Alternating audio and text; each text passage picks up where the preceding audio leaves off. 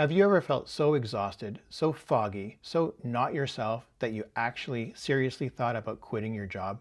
My wife did. She is an emergency room physician, and her symptoms got so severe that she literally walked away from her career thinking that her symptoms were due to stress related to the job. But it wasn't stress, and it wasn't anxiety or depression. It was something else completely different. See, here's the thing that most people don't know, and doctors probably aren't going to tell you. The medical system is designed to train doctors to look for disease, for a clear diagnosis, a tumor, an infection. But perimenopause, what's that? You might think your primary care doctor is the first person you'd go to, but they're often generalists and they're often not well trained in perimenopause specifically.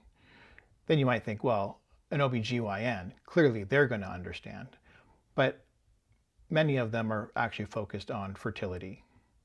You might think an endocrinologist would be the perfect doctor to go to, but they tend to focus on diabetes or osteoporosis. So there's a void. No one owns this space between these specialties. That's the void, and millions of women are falling into it. And that void is perimenopause.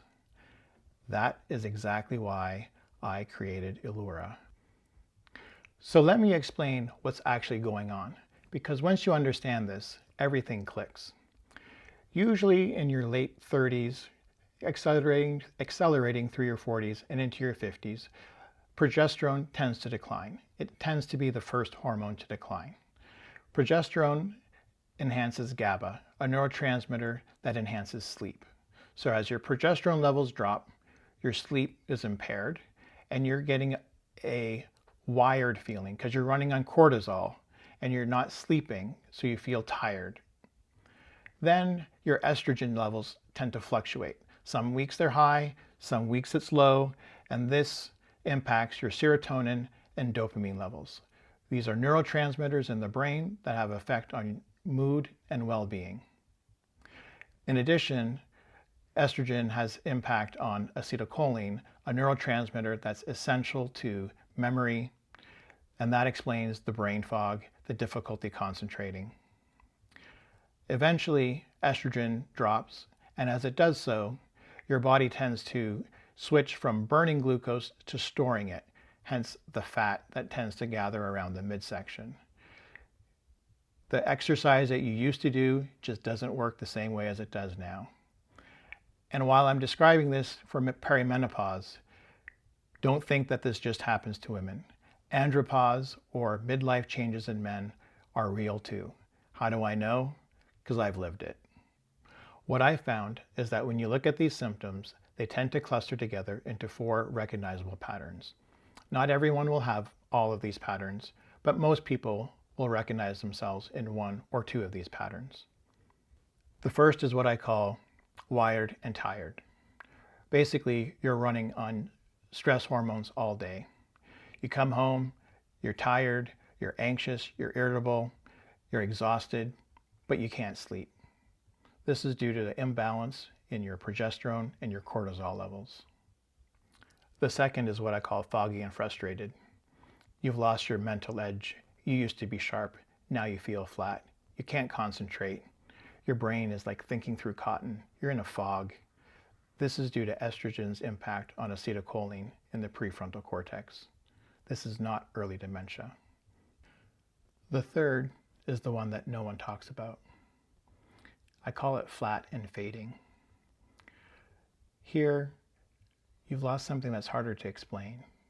It's your drive, your interest, the spark that used to get you excited about things. It's like something turned down the volume on life. This is due to a drop in testosterone, which impacts dopamine, which is the motivation neurotransmitter. In addition, estrogen, as it declines, has a negative impact on serotonin, and serotonin is associated with a sense of well-being. The fourth pattern is what I call blah and bloated. Here you feel sluggish, puffy, gaining weight, your joints may ache. This is due to estrogen declining and a mild inflammatory reaction that happens as a result of this, hence the sore joints. Furthermore, as estrogen declines, the body decides to store glucose instead of burning it as a source of energy, and that glucose is stored as fat, which tends to gain around the midsection. So the exercise that used to work for you when you were 35 doesn't work for you when you're 45.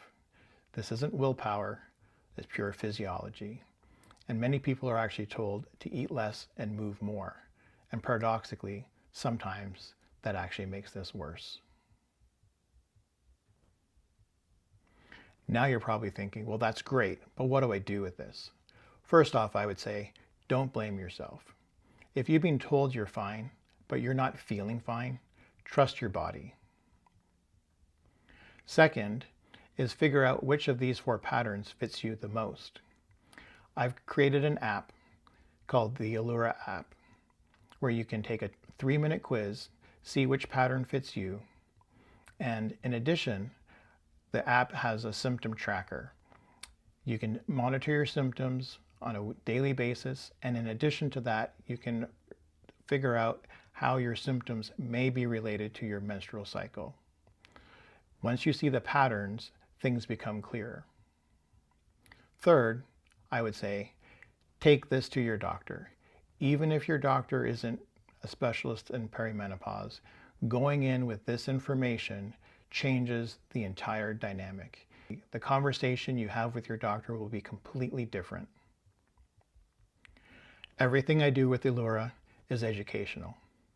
I'm not diagnosing anything. I'm not prescribing anything. I'm empowering you to give you a framework so that you can have a more informed conversation with your doctor. And if you found this helpful, please subscribe. I'm going to be going deep on each of these 4 patterns and talk about what the research actually shows is helpful. Not hacks, not quick fixes, the actual science behind what's going on and what you can do about it. Real science, explained by somebody who's lived this with his own family. I wish this was something my wife had 3 years ago. I'm Dr. Richard Perrin, the hormonal neurosurgeon. I'll see you in the next one.